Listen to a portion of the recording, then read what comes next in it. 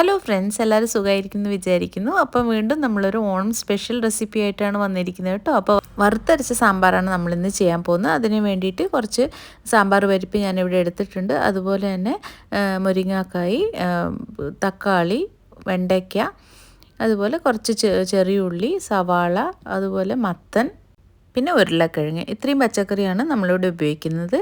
പിന്നെ വറുത്തെടുക്കാനുള്ള തേങ്ങ, സവാള, അതുപോലെ തന്നെ കറിവേപ്പില എടുത്തിട്ടുണ്ട്. പിന്നെ നമ്മൾ എടുത്തിരിക്കുന്നത് 2 പച്ചമുളകാണ്. അതുകൂടാതെ നമ്മൾ പുളി വെള്ളത്തിലിട്ട് സോക്ക് ചെയ്ത് വെച്ചിട്ടുണ്ട്.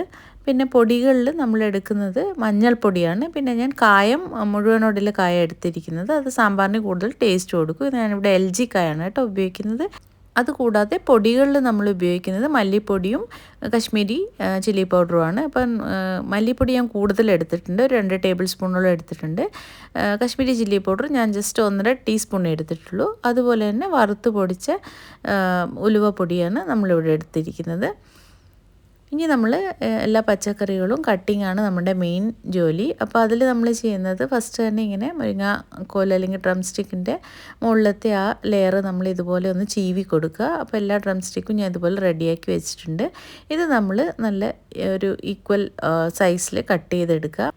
അപ്പോൾ കട്ട് ചെയ്ത മുരിങ്ങാക്കോൽ കഷ്ണങ്ങളൊക്കെ ഞാൻ വേറെ തന്നെ മാറ്റി വയ്ക്കുകയാണ്. ബിക്കോസ് ഇത് നമ്മൾ കുക്കറിലിട്ട് വേവിക്കുന്നില്ല.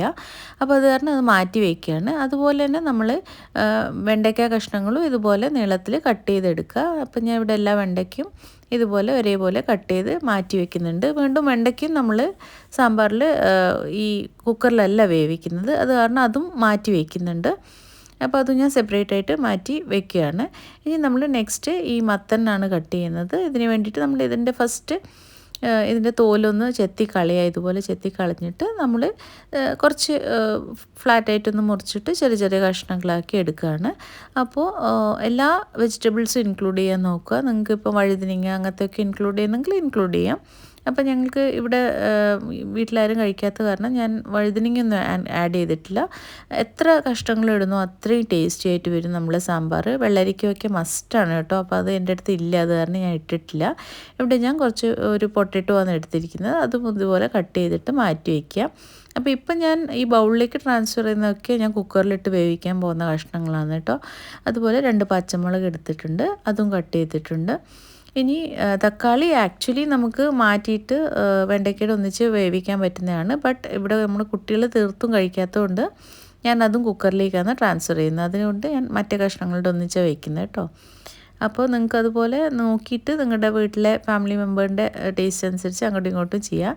പിന്നെ കുഞ്ഞി ഉള്ളിയും ഞാനിതുപോലെ കട്ട് ചെയ്തിട്ട് അതിലേക്ക് ഇട്ട് കൊടുത്തിട്ടുണ്ട്. അപ്പോൾ ഇതൊക്കെയാണ് നമ്മൾ കുക്കറിലേക്ക് ഇടാൻ പോകുന്ന കഷ്ണങ്ങൾ. അതിൻ്റെ കൂടെ കുറച്ച് കറിവേപ്പിലയും വെച്ചിട്ടുണ്ട്. അപ്പോൾ പരിപ്പും ഈ വെട്ടിയ കഷ്ണങ്ങളുമാണ് നമ്മൾ കുക്കറിലേക്ക് ഇടാൻ പോകുന്നത്. മറ്റ് ഈ കാണുന്ന കഷ്ണങ്ങൾ ഒക്കെ നമ്മൾ സെപ്പറേറ്റ് ആയിട്ട് വേവിക്കാൻ പോവുകയാണ്. ഓക്കെ, ഇതാണ് ഇതിലത്തെ ഒരു ഡിഫറെൻ്റ് ആയിട്ടുള്ള സ്റ്റെപ്പ്.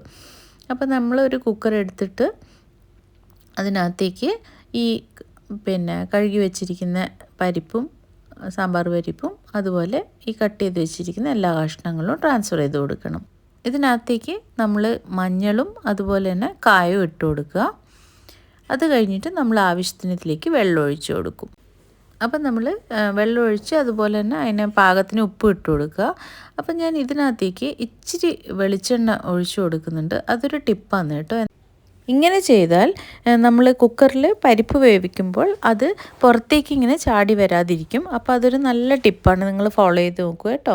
അപ്പോൾ ഞാൻ വിസിൽ വെച്ചിട്ട് കുക്കർ വേവാൻ വേണ്ടിയിട്ട് അടുപ്പിൽ വയ്ക്കുന്നുണ്ട്. അപ്പോൾ ഞാൻ ഇൻഡക്ഷനിലാണ് കേട്ടോ ഇപ്പം വെക്കുന്നത്. അപ്പോൾ നമ്മുടെ ചാനലിൽ സിമ്പിളായിട്ടുള്ള സാമ്പാറിൻ്റെ റെസിപ്പി ഉണ്ട് കേട്ടോ. നമുക്ക് തിരക്കേറിയ ദിവസത്തിലൊക്കെ ഫോളോ ചെയ്യാൻ പറ്റിയ സാമ്പാർ റെസിപ്പി കൊടുത്തിട്ടുണ്ട്. ഇത് നമ്മൾ ഓണത്തിന് വേണ്ടി സ്പെഷ്യലായിട്ട് കുറച്ച് ഗ്രാൻഡായിട്ട് ചെയ്യുന്നതാണ് കേട്ടോ. അപ്പോൾ നമ്മുടെ ഇവിടെ വിസിലടിക്കാൻ തുടങ്ങിയിട്ടുണ്ട്. ഒരു 2 വിസിലിൽ ഞാനിത് ഓഫ് ചെയ്യുന്നുണ്ട്. ഈ സമയത്ത് നമുക്ക് തേങ്ങ വറുത്തെടുക്കാം. അപ്പോൾ ഞാനൊരു ചെറിയ ചീനച്ചട്ടി വെച്ചിട്ട് അതിനകത്തേക്ക് വെളിച്ചെണ്ണ ഒഴിച്ചു കൊടുക്കുന്നുണ്ട്. ഇതിനകത്തേക്ക് നമ്മൾ ചെറുവെച്ച തേങ്ങയും സവാളയും അതുപോലെ തന്നെ കറിവേപ്പിലയും ഇട്ട് കൊടുക്കുക.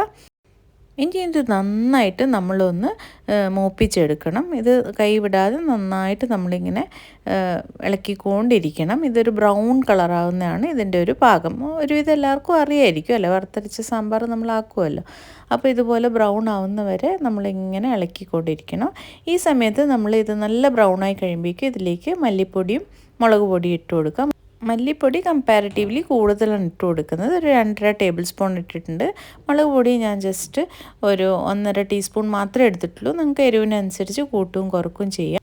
ഇതിലേക്ക് ഞാൻ 2 അല്ലി വെളുത്തുള്ളി ഇട്ടിട്ടുണ്ട്. അതുപോലെ തന്നെ വറുത്ത് പൊടിച്ച ഉലുവ ഇട്ടിട്ടുണ്ട്. അത് നന്നായിട്ടൊന്ന് മിക്സ് ചെയ്തിട്ട് നമ്മൾ തണുക്കാൻ വേണ്ടി മാറ്റി വയ്ക്കുകയാണ്. അത് കഴിഞ്ഞിട്ട് നമ്മളിത് തണുത്ത് കഴിയുമ്പോഴേക്കും നമ്മുടെ മിക്സിയുടെ ജാറിലേക്ക് ട്രാൻസ്ഫർ ചെയ്യുക. അപ്പോൾ ഈ സാമ്പാർ വളരെ ടേസ്റ്റിയാണ് കേട്ടോ. ഇച്ചിരി ലോങ് പ്രോസസ്സ് ആണെങ്കിലും നമ്മൾ കുറച്ച് കൂടുതലാക്കി വെച്ചാൽ ഫ്രിഡ്ജിലൊക്കെ സ്റ്റോർ ചെയ്താൽ നമുക്ക് ദോശയ്ക്കും അങ്ങനെയൊക്കെ എടുക്കാൻ പറ്റും. അപ്പോൾ വളരെ ടേസ്റ്റിയാണ്. അപ്പോൾ നമ്മൾ മിക്സിനകത്ത് ഈ അരപ്പ് ഇതൊക്കെ അരച്ചെടുക്കണം. വറുത്തതൊക്കെ അരച്ചെടുക്കുകയാണ്. അത് കഴിഞ്ഞിട്ട് നമ്മൾ വീണ്ടും അടുപ്പ് കത്തിച്ചിട്ട് നമ്മുടെ അതേ പാത്രം, നമ്മളിപ്പോൾ തേങ്ങ ചൂടാക്കി അതേ പാത്രം വെച്ചിട്ട് അതിനകത്തേക്ക് ഇച്ചിരി വെളിച്ചെണ്ണ ഒഴിച്ചു കൊടുക്കുകയാണ് അതിലേക്ക് ഞാൻ ഈ വെണ്ടയ്ക്ക ഒന്ന് നമ്മൾ വഴറ്റിയെടുക്കണം. അതിൻ്റെ ആ വഴുവഴുപ്പൊക്കെ പോകാൻ വേണ്ടിയിട്ടാണ്, ആ സ്റ്റിക്കിനെസ്സൊക്കെ പോയി നല്ലൊരു വേവ് വരാൻ വേണ്ടിയിട്ടാണ് നമ്മളിതുപോലെ ഒന്ന് വഴറ്റിയെടുക്കുക. അപ്പോൾ ഒരു 5 മിനിറ്റോളം നമ്മളിതുപോലെ കൈവിടാതെ ഒന്ന് വഴറ്റി കൊടുക്കണം.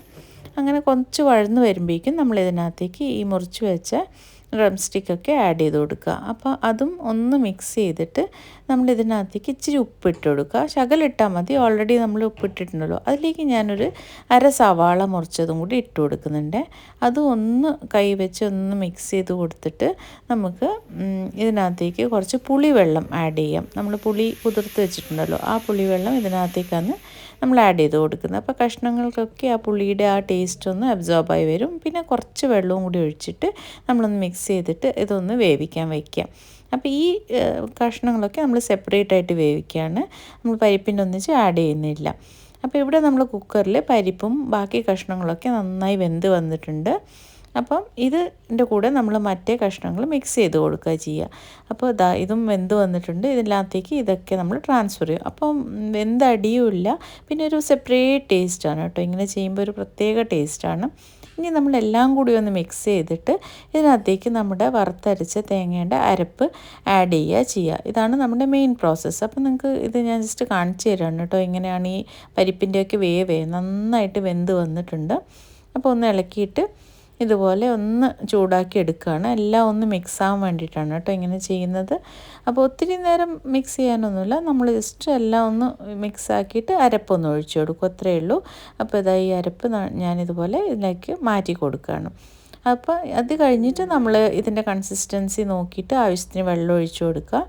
നമുക്ക് എത്രയാണോ ജാറ് കഴുകിയിട്ട് നമുക്കതിൻ്റെ വെള്ളമൊക്കെ ഇതിലേക്ക് ആഡ് ചെയ്യുക. അപ്പോൾ ഞാൻ ഏകദേശം ഈ ഒരു കൺസിസ്റ്റൻസിയിലാണ് എടുത്തിരിക്കുന്നത്. ഒരു 5-6 പേർക്ക് സുഖമായിട്ട് കൂട്ടാൻ പറ്റുന്ന ഒരളവിലാണ് ഞാൻ ഉണ്ടാക്കിയിരിക്കുന്നത്. അതിലേക്ക് ഞാൻ കുറച്ച് കറിവേപ്പില ആഡ് ചെയ്തിട്ടുണ്ട്. അപ്പം ഇത് നല്ല വെട്ടി തിളയ്ക്കണം. ഒരു 5 to 6 മിനിറ്റ് നന്നായിട്ട് വേവിക്കണം. അപ്പോൾ തിളച്ച് കഴിയുമ്പോഴേക്കും നമുക്ക് ഇതിലേക്ക് താളിപ്പ് റെഡിയാക്കാം. അപ്പോൾ ജസ്റ്റ് കടുക്, വറ്റൽമുളക്, കറിവേപ്പില ഇട്ടിട്ട് ഒരു സിമ്പിൾ താളിപ്പാണ് നമ്മളിതിലേക്ക് ഇട്ട് കൊടുക്കുന്നത്. അപ്പോൾ നമ്മുടെ നല്ല ഗംഭീരമായ സാമ്പാർ റെഡിയാണ്. എല്ലാവരും ഒന്ന് ട്രൈ ചെയ്ത് നോക്കണേ. നമുക്ക് ഓണത്തിനൊരു സ്പെഷ്യൽ റെസിപ്പി തന്നെയാണിത്. അപ്പോൾ ഇങ്ങനെ ചെയ്ത് നോക്കിയാൽ നിങ്ങൾക്ക് വളരെ ഇഷ്ടപ്പെടും. അപ്പോൾ അടുത്ത റെസിപ്പി വരുന്നവരേക്കും താങ്ക് യു.